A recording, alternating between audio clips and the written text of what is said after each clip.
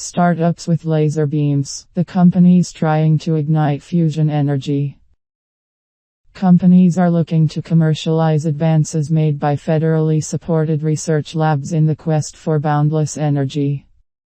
Take a smidgen of hydrogen, then blast it with lasers to set off a small thermonuclear explosion. Do it right, and maybe you can solve the world's energy needs. A small group of startups has embarked on this quest, pursuing their own variations on this theme. Different lasers, different techniques to set off the fusion reactions, different elements to fuse together. There has been rapid growth, said Andrew Holland, chief executive of the Fusion Industry Association, a trade group lobbying for policies to speed the development of fusion. Private enterprise promises quick innovation, but it was a breakthrough achieved by a big, costly and ponderous government-run project that spurred this wave of attention to laser fusion. In December last year, after years of trying, the National Ignition Facility, or NIF, at Lawrence Livermore National Laboratory reported that it had finally lived up to its middle name, Ignition.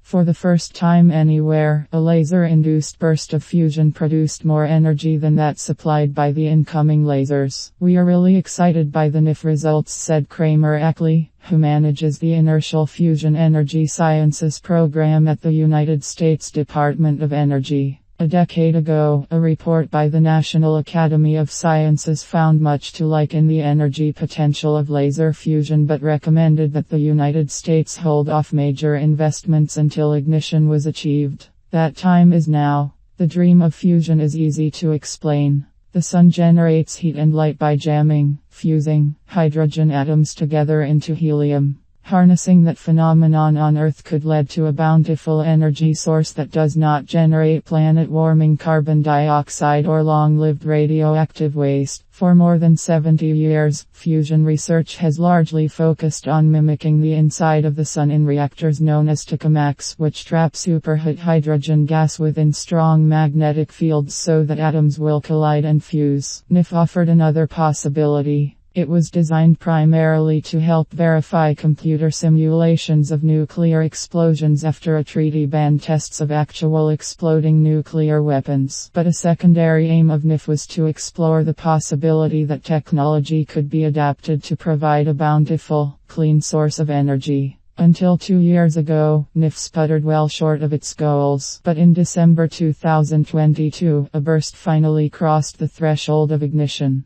Simply put, this is one of the most impressive scientific feats of the 21st century, Jennifer M. Granholm, the U.S. Secretary of Energy, said during a celebratory news conference announcing the success. In July this year, Livermore repeated the feat, generating even more energy. The researchers at Livermore are joined by scientists at other institutions, like the Naval Research Laboratory in Washington and the Laboratory for Laser Energetics at the University of Rochester in New York. While the lasers at those institutions are not powerful enough to create fusion, they allow scientists to investigate some of the basic science and tweak their concepts on a smaller scale. There's still a lot of foundational science and technology to be done, said Dr. Ackley of the Energy Department, but he added that he currently did not see any show-stopping obstacles. We are not predicting the timeline, but I'm really very optimistic, he said.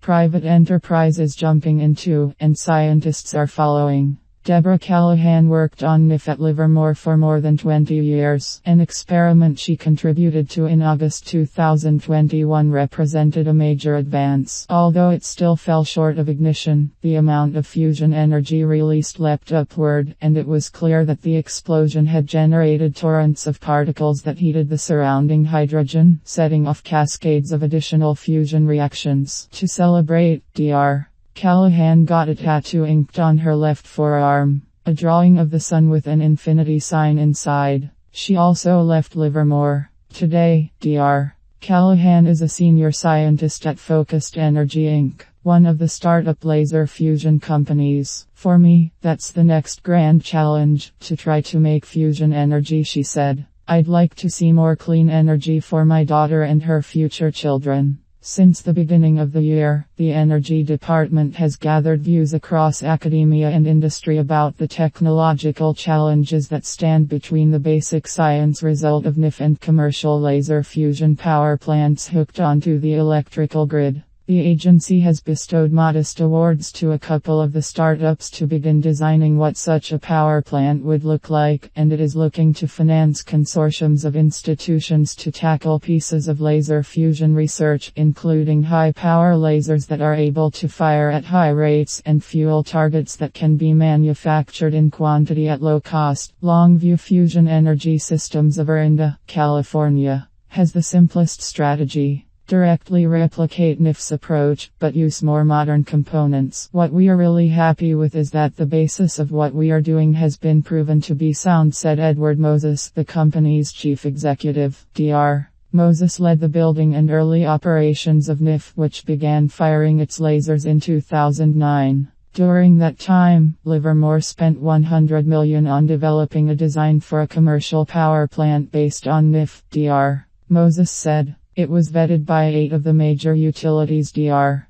Moses said. So we have that as an asset. The key upgrade in Longview's design will be the lasers. NIF's lasers are powerful but woefully inefficient. Of the energy NIF pulls from the electrical grid for each firing, about 1% is converted into laser light. The lasers are also only able to fire about 10 times a week. Longview intends to use lasers powered by diodes from the semiconductor industry, a technology that can be 20% efficient and fire several times a second. Dr. Moses, however, has his critics, who remember his time as the head of NIF and say he overpromised and overhyped the energy potential. Some also doubt that NIF's method of ignition is the future. In NIF's approach, known as indirect drive, the laser beams do not directly hit the hydrogen fuel. Instead, they annihilate a surrounding gold cylinder that is about the size and shape of a pencil eraser. That generates a bath of inward rushing X-rays that compresses around pellet that contains a layer of deuterium and tritium, the heavier forms of hydrogen.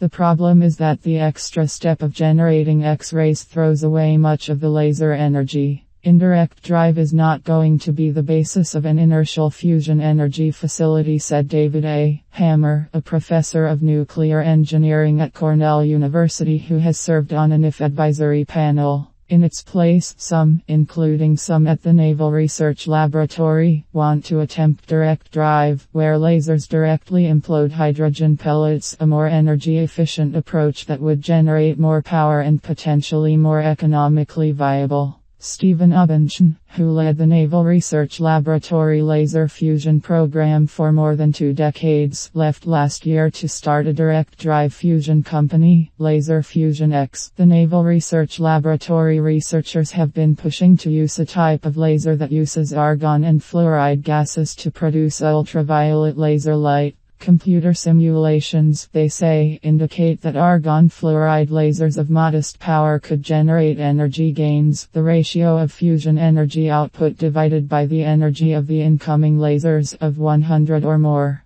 The NIF burst in July produced a gain of 1.8. Energy gains that high could enable power plants that are smaller and less expensive than what others envision. Lasers gain their power by lining up light waves in synchrony. But that also makes it difficult for the lasers to provide uniform illumination, leading to unequal squeezing. We went the opposite extreme and tried to turn it into partially incoherent light. Dr. Ubbenchen said. The argon fluoride laser can shine more evenly, and that mitigates the instabilities as the hydrogen implodes. Dr. Ubbenchen said. A laser system at the Naval Lab has already demonstrated that it can fire 5 times a second, and doubling that would be a minor change, he said. Dr. Ubbenchen said he had started thinking about creating a company a couple of years ago after seeing billions of dollars from venture capitalists pouring into companies using the traditional tokamak fusion approach. So all of a sudden, there appeared to be opportunity, he said. And the Livermore success helps convince investors that laser fusion is more than a fantasy. Certainly the NIF shot helps in selling. Dr. Ubbenchen said. I think we could get from a standing start to a reactor in about 16 years. Another startup, Zymer Energy of Redwood City, California, is planning to use krypton fluoride gas lasers but at much higher energies, eventually a system that puts out about twice as much energy as NIF's lasers, and employ a hybrid indirect direct drive approach. Zymer proposes using an indirect pulse of X-rays to initially warm the pellet but then hitting it directly with lasers to initiate fusion. It leverages what was demonstrated on NIF, said Connor Galloway, chief executive and co-founder of Zymer. Similar compression of fuel, similar convergence of the fuel hotspot ignition. Focused Energy, the company where Dr. Callahan now works, also plans to use multiple pulses, but it will, like Longview, use diode-powered solid-state lasers. The first pulse compresses the fuel pellet but not as strongly as in NIF. A second laser pulse creates a beam of protons that slams into the collapsing pellet and ignites the fusion.